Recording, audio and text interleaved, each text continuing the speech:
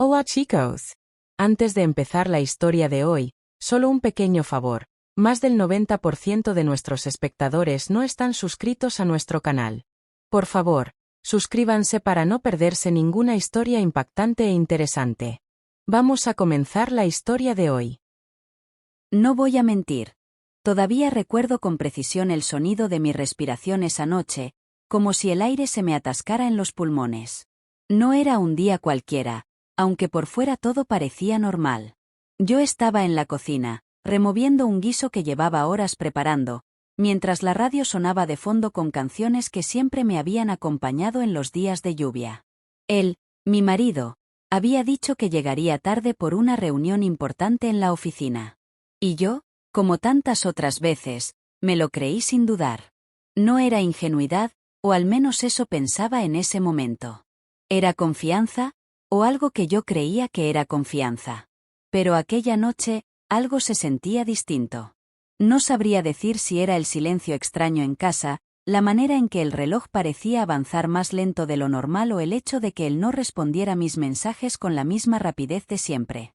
Me repetía a mí misma que no debía exagerar, que no debía dejarme llevar por ideas absurdas.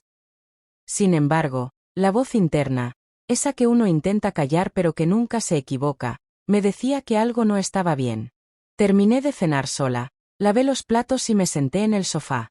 Tenía el teléfono en la mano y lo miraba cada pocos minutos, como si con solo observarlo pudiera hacer que sonara. Nada. Eran las 11 de la noche cuando escuché el ruido de las llaves en la puerta. Él entró sonriendo, con esa sonrisa que antes me hacía sentir segura y feliz. Me saludó como si nada hubiera pasado, me dio un beso en la mejilla y dijo que la reunión había sido agotadora. Pues creo. Quise, de verdad. Pero el perfume que llevaba no era el suyo, y tampoco era mío. Era dulce, fuerte, y se quedó flotando en el aire incluso después de que él se metiera en la ducha. Lo reconocí sin saber de dónde. Me quedé ahí, sentada, con el corazón golpeando en el pecho y una sensación amarga subiendo por mi garganta. Los días siguientes intenté comportarme con normalidad. No lo confronté, no porque tuviera miedo, sino porque necesitaba estar segura. No iba a actuar basándome solo en una corazonada. Así que me dediqué a observar. Empecé a notar que su teléfono siempre estaba boca abajo sobre la mesa, algo que antes no hacía. Las notificaciones parecían llegar en momentos específicos, como si alguien supiera exactamente cuando él estaba solo. Sus horarios comenzaron a cambiar, de pronto, las reuniones eran más frecuentes y sus respuestas a mis preguntas, más cortas. Yo no soy una mujer desconfiada por naturaleza, pero tampoco soy ciega. Una tarde, mientras él se duchaba, el teléfono vibró varias veces sobre la cómoda. No tenía clave, y por un instante me quedé paralizada. No soy de invadir la privacidad, pero esa vibración insistente me estaba gritando que lo hiciera. Tomé el teléfono y vi un nombre que no reconocía, Clara. El mensaje decía, fue perfecto. No puedo dejar de pensar en ti. Sentí un frío recorrerme desde la nuca hasta los pies. No había nada más que interpretar. Guardé el teléfono exactamente como estaba y me senté en la cama, mirando al vacío. No lloré, al menos no en ese momento. Creo que mi mente estaba procesando demasiado rápido todo lo que aquello significaba. Cuando él salió de la ducha, lo miré como si fuera un extraño. Él, sin darse cuenta, siguió su rutina, se vistió y comenzó a hablarme de cosas triviales.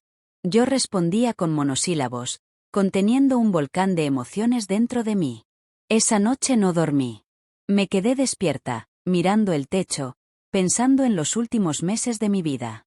Me preguntaba cuántas veces había estado con ella, cuántas veces me había mentido, cuántas veces había sonreído frente a mí después de estar con otra mujer. No podía comprender cómo alguien a quien había amado con todo podía hacer algo así. No lo enfrenté de inmediato. Al contrario, decidí que, si iba a hacerlo, sería con pruebas irrefutables. No quería darle la oportunidad de negar nada, ni de voltear las cosas para hacerme sentir culpable. Así que comencé a planear. Me hice la idea de que necesitaba tiempo y paciencia, y eso fue lo que me di. Durante las siguientes semanas, empecé a cambiar mi comportamiento. Ya no le preguntaba dónde estaba ni a qué hora llegaría. No le escribía durante el día. Fingía estar ocupada con otras cosas, y en realidad lo estaba. Había comenzado a seguirlo a distancia, discretamente, en las tardes en que decía quedarse más tiempo en el trabajo. No fue difícil. Una vez lo vi salir de la oficina antes de la hora que me había dicho, y lo seguí. Se encontró con ella en un café pequeño, apartado. No había duda, era Clara. La forma en que se miraban, la risa que compartían, los gestos, todo hablaba por sí solo. No me acerqué.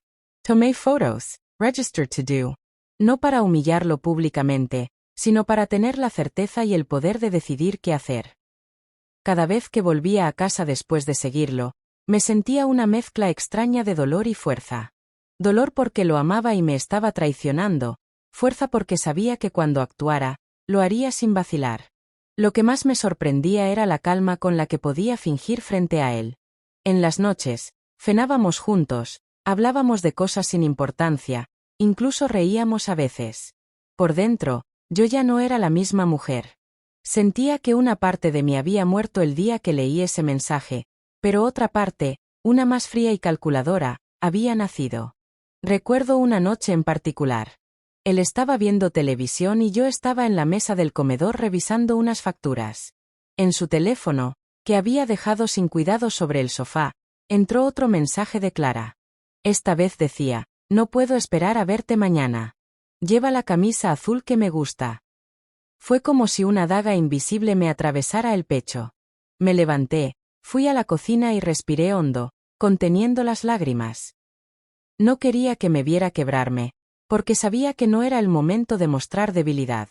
Decidí que el juego cambiaría pronto, pero no como él esperaba. No iba a gritarle, ni a rogarle, ni a pedirle explicaciones que no me daría. Iba a hacer algo mucho más calculado.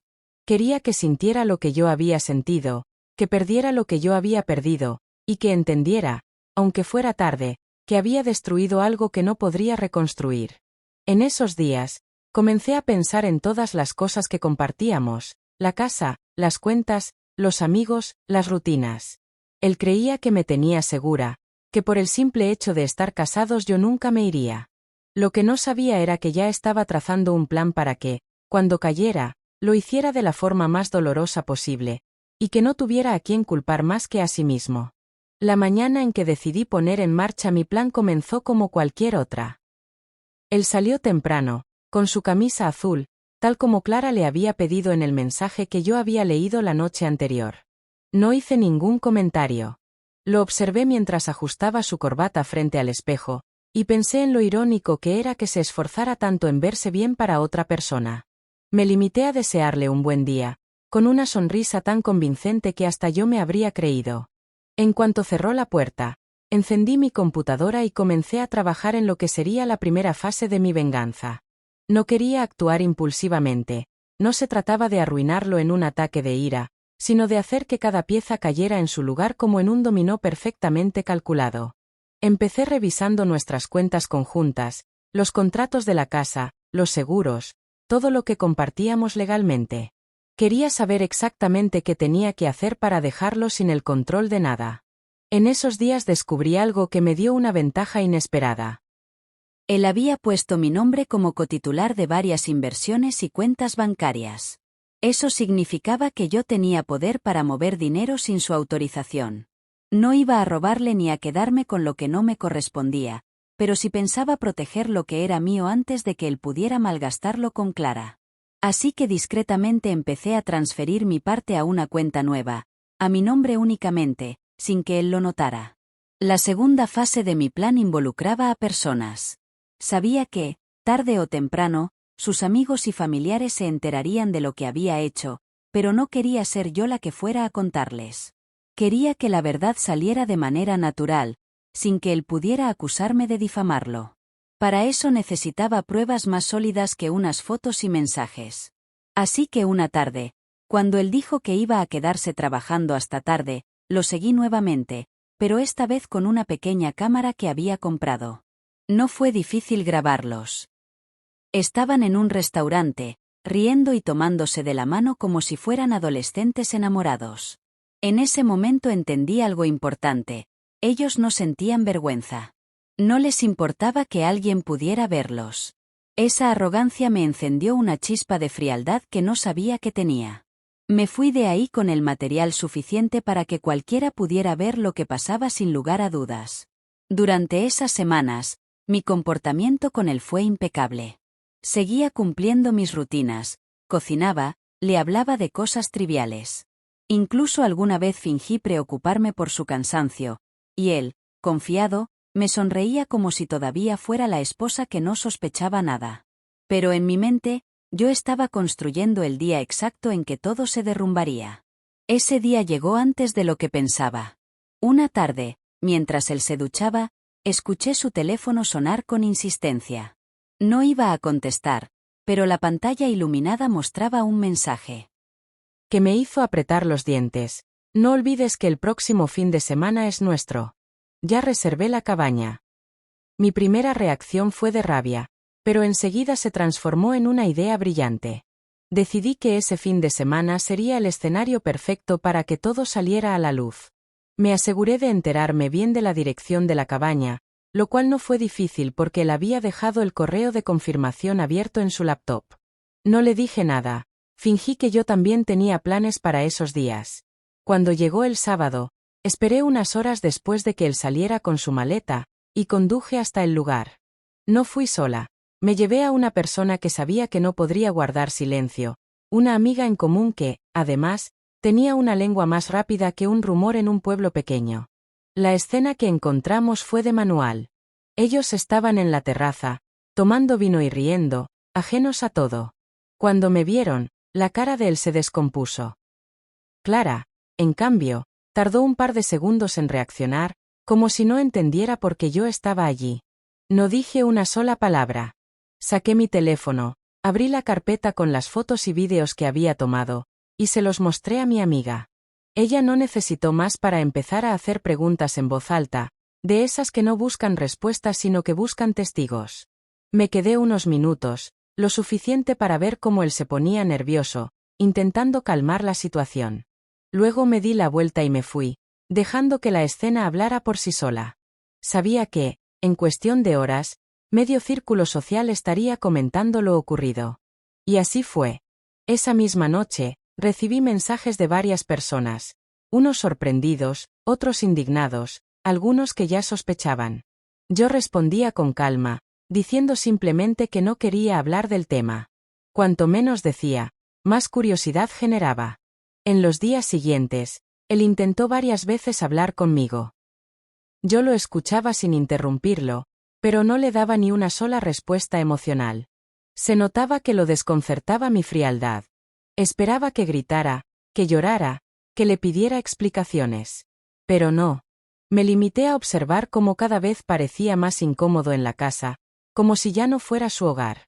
Mientras tanto, yo seguía moviendo piezas.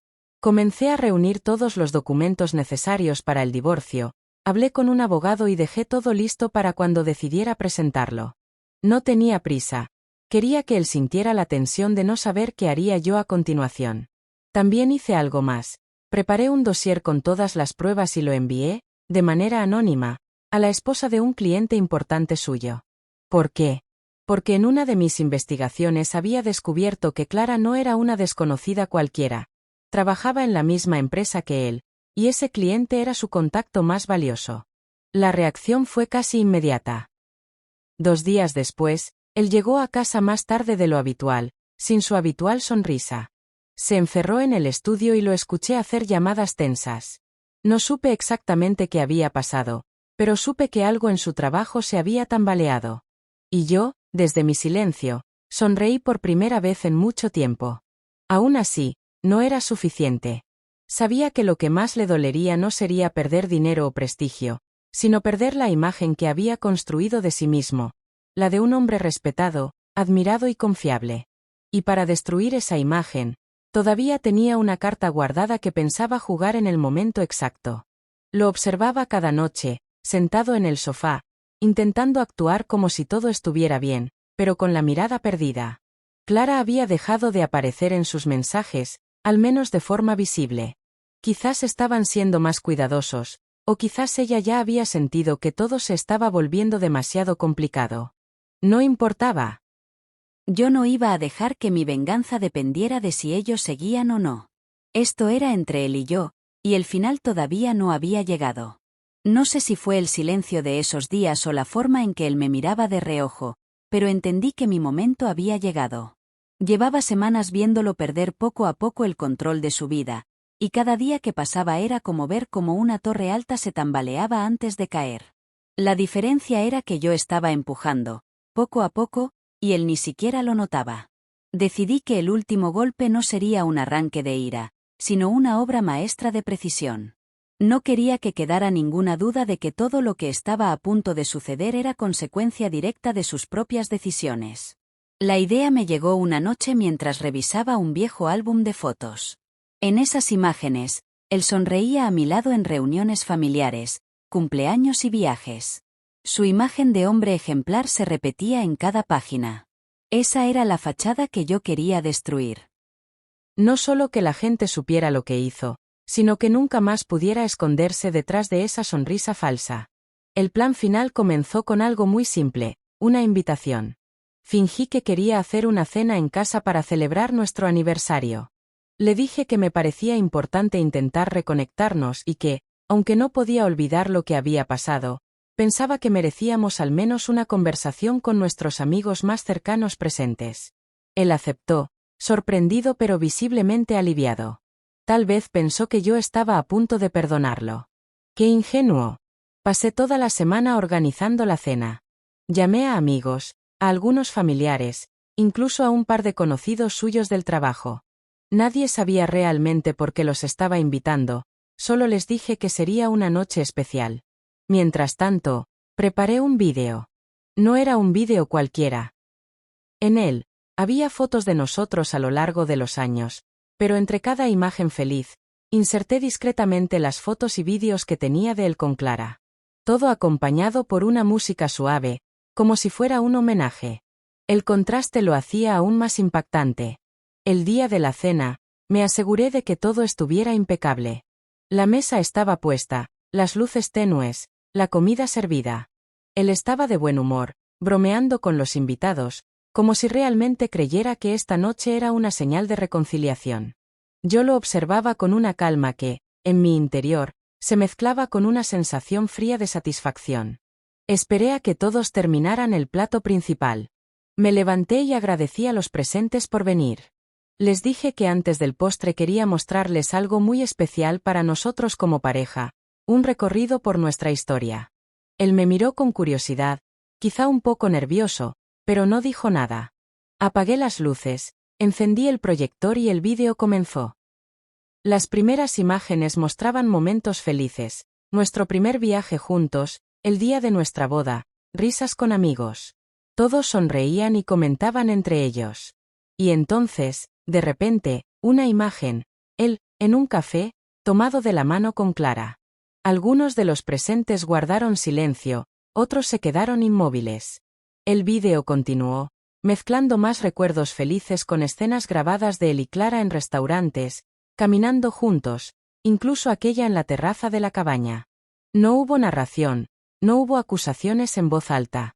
Solo imágenes y la música de fondo. Cuando terminó, encendí las luces. La habitación estaba cargada de un silencio espeso. Él estaba pálido, con los ojos abiertos, intentando articular algo. Nadie le dijo nada al principio, pero la mirada de cada persona allí presente hablaba por sí sola. Ya lo habían juzgado. Me limité a sonreír, agradecí nuevamente a todos por venir y serví el postre como si nada hubiera pasado. Esa noche, después de que los últimos invitados se fueron, él intentó enfrentarse a mí. Me acusó de humillarlo, de exponerlo. Yo solo respondí, yo no hice nada. Solo mostré lo que tú ya habías hecho. Y fue la verdad. No hubo gritos, no hubo discusiones interminables. Simplemente lo dejé en su propio silencio. Al día siguiente, recibí un mensaje de su jefe pidiéndome que pasara por la oficina para hablar. No fui, pero supe que las imágenes habían llegado también allí, y que su reputación en el trabajo estaba en ruinas. Clara, por lo que escuché, había dejado la empresa poco después.